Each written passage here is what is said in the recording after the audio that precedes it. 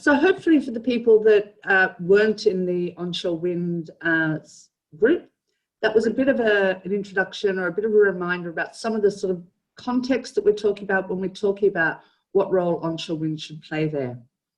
So we're now going to hear back from the groups who are going to present back where they've got to in terms of thinking about sort of these resolutions and some of the conditions that they would put in place.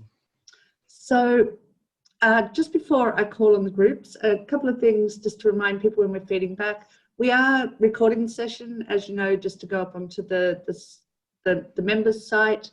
If you'd prefer not to be video recorded, then you can turn your camera off, but please do come and talk to us if you're happy to be recorded that way. So before we go into onshore wind, and just to remind groups, I know we're some of you are all ready to be feeding back from the retrofitting and the roads. We are going to get to that this morning. We're going to do onshore wind first, then we're going to do the roads and mobility stream, and then we'll do the retrofitting stream just before lunch. So before I hand over to the groups, I'm just going to remind people of what were the sort of the 5 principles that actually the people who are working on onshore wind really prioritised as being the ones they wanted to focus on when thinking about onshore wind. So the 5 principles they prioritised were creating solutions for the long term, that change is not optional but essential. So coming back to that idea that actually there is a need, there is a demand for more energy that has to be met somehow. That it be right for Devon and it fits in with how Devon's landscape and Devon's communities. That it's economically and financially fair. And that the 5th one being that actually it involves people in the discussions and in the planning. So I'm going to we're going to start now with Carrie's group. Now, I don't think I have anyone who was volunteering to speak from Carrie's group, so over to you, Carrie, unless there's a group member coming forward. No, I'm afraid everyone's feeling a bit shy this morning, but I thought what I would do is, if you can't hear their voices or see their faces, I will at least share my screen briefly so you can see their words as we go through looking for onshore wind. Can you see my screen? Yep. Great, thank you. So we had a huge number of things that we felt were important for supporting the development of more onshore wind turbines in Devon that people should understand. We managed to kind of group it as Devon is a really good place for onshore wind. It's a cheap and efficient renewable energy source, and onshore wind is good for Devon. Thank you. Lots of comments on that resolution. Moving on, and if anyone from the group wants to jump in as I'm going through, obviously please feel free, it would be lovely to hear from you. On the condition that planning structures are streamlined and operate in favour of community ownership, we had a couple of comments. We felt that in relation to the second comment, we felt in favour of, allowed the possibility for other organisations, government or private, to get involved. So didn't feel that we needed to change the condition wording, and looked at actually, it's really important that planning structures are streamlined because we can't wait 8 to 10 years for these developments, as one of the examples we heard. And streamlined planning structures offer a real clarity on how things are going. And, it stops people thinking, oh, what a waste of time and money, and helps them to get involved. Condition there. So if we can just focus on the conditions and the real reasons why they come forward, that would be great. So the second condition, that the developments bring lasting benefits with community ownership and CICs held accountable. It was very much around social justice, a double benefit, helping our carbon neutral target and helping people in Devon where there's deprivation, using funds more effectively. On the condition that the majority are in community ownership, a democratic process, we felt that actually the democratic process could be better explained. So a democratic process to inform the early stages of planning and development, including funding support, was our suggested rewording on that. And the last condition, condition 10, that everyone across Devon knows where wind farms can go, potential impacts and the range of potential benefits. We felt that actually this, again, it got a little bit confused, so I'm not sure whether we'd support the change to wording there, but it's important because transparency will help people to understand the developments for onshore wind alongside other developments, and it's educational and informative. Is there anything anyone from the group would like to add? Okay, no, thank you for that. And I guess when we're going through these, we just, you know, we want to hear really what the resolution that you're talking about was, what the sort of, or the condition that you're talking about was, and then why it was really important to you. So, you know, don't feel that you need to be sharing screens. It's sometimes easier just to sort of read it out to us, talk to us, and tell us the reasons there.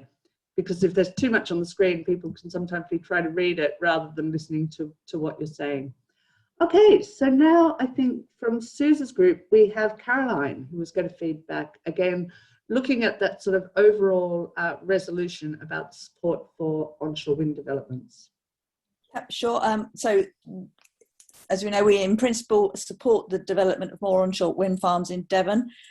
Without repeating what everyone else has already said, the big picture is we think that energy security for the UK and Devon is very important, along with food. Devon has got to play its part in that. We know that electricity requirements are going to double. We know that it's a proven, renewable and cheap source of electricity. We know it's going to provide green jobs, not only in retrofitting, but also, for example, the likes of Amazon and the big companies will only come to areas where they can become zero carbon themselves, and therefore they're going to require a zero carbon source of energy. And so we need to provide that if we want to bring these big employers into Devon. And the other thing is Devon is geographically well positioned, and we would rather that Devon took the initiative and was proactive and got all the benefits from having the wind farms, and more specifically the communities, rather than have big government and big business further down the line impose it on us. I think that sums it up. Okay, no, look, that's clear, because it's, you know, these are the reasons that the groups were considering and came to that conclusion that actually, yeah, at the moment, the people who've been working on that are thinking that, yeah, there is a greater role for onshore wind. So Matt, I think you've got some feedback there about some of the conditions that your group was looking at. Oh, yeah, thanks, Caroline. Yeah, there are 3 conditions we were looking at, and there's quite a bit of cross pollination between them. They're quite similar to each other, but I'll read them out in order.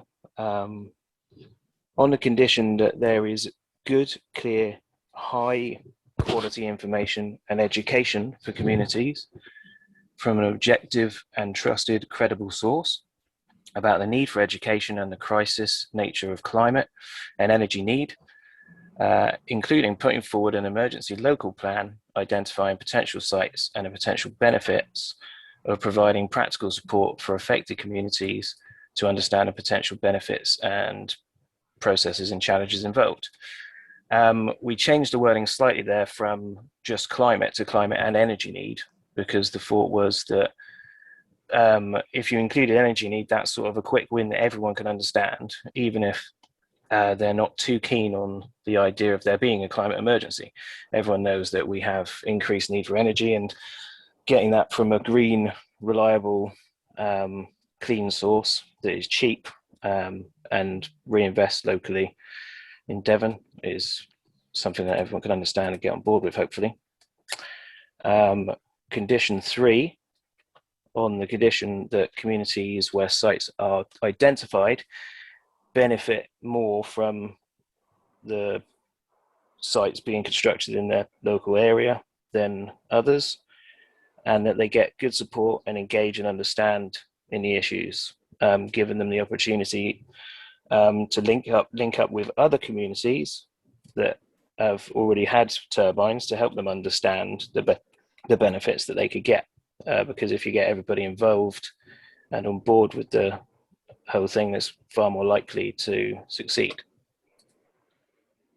Condition 7, on the condition that everything possible is done with developments that occur to mitigate impacts on, again, the local community is sort of the same thing, but this has a focus on house prices and noise and negative impacts on the local people, that those people should be have grants maybe, or the difference in their house prices made up, and that there are avenues for the community down the line regular reviews maybe, to make sure that the negative impacts aren't sort of festering, and that we get good feedback on the whole process. Okay, thanks, Matt.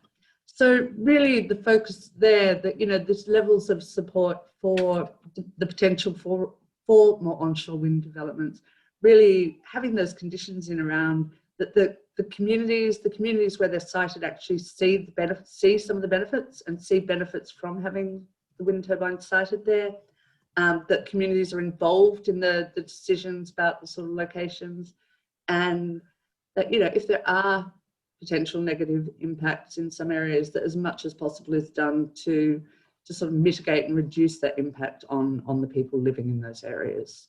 So yeah, some clear sort of mitigating sort of conditions being put in place there around support. And we've got the third group now that we're looking at onshore wind, and I think we've got Jeff feeding back on sort of slightly different resolution, not just the support for onshore wind, but also the idea around where some of the planning constraints that Patrick was mentioning earlier, and some of the further conditions. Okay, so the resolution was that in principle we support reforming the national planning framework to remove the requirement for complete community support from development planning applications, which we then went on to look at the conditions. The first condition was on that we maximise positive impact above and beyond current targets for considering onshore wind energy alongside plans and goals for Devon across the board. And if that sounds a mouthful, that's what we found it to be. So this one we wanted to reword, and we've reworded that as on the condition that we are ambitious and proactive, so that the positive impact goes above and beyond the current target by considering onshore wind energy alongside plans and goals for Devon across the board. Makes a lot of sense. Okay, that's where we were brave.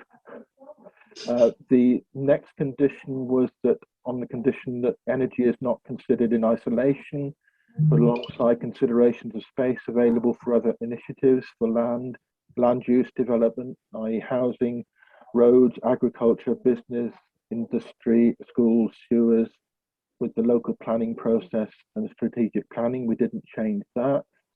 And I think the last one is that the development planning process is sped up, and ensuring dialogue with communities is a continuing part of this. Those were the conditions. As I say, we only changed one. Broadly speaking, a lot of our comments were in line with the other comments from other groups already presented, and I will sum up as best I can. We looked at the time pressure. In a crisis, time is of the essence, and that is going to put incredible pressure on the ability to consult, which is generally a much more long-winded process. So there's going to be issues around that. But alongside that, as people have already said, the technology is known, it is workable, it is cheap, and the bottom line is if people can see something benefit in their pockets, then they're much more likely to get on board with something more quickly if time is of the essence. So that, I think, sums up our contribution. Okay, well, thank you very much, Jeff. And again, there's sort of conditions on that communities are actually seeing real benefits from any potential onshore wind developments, increases that level of acceptability is the conclusion that seems to have come across from across the group who've been working on the onshore wind stream. So just to say to members, you've heard now back from the onshore wind stream about some of the conclusions they've been coming towards. A reminder that you will still have the opportunity to discuss this. You'll still have the opportunity to decide individually whether you support the types of proposals and recommendations that they're coming back with. They've shared where they've got to after spending all of the last block of the week thinking about it. So you'll have a bit of time to think about it. And just like you've done the deeper dive into your own topics, we'll be bringing that back to the wider group that's what they've done here now for you.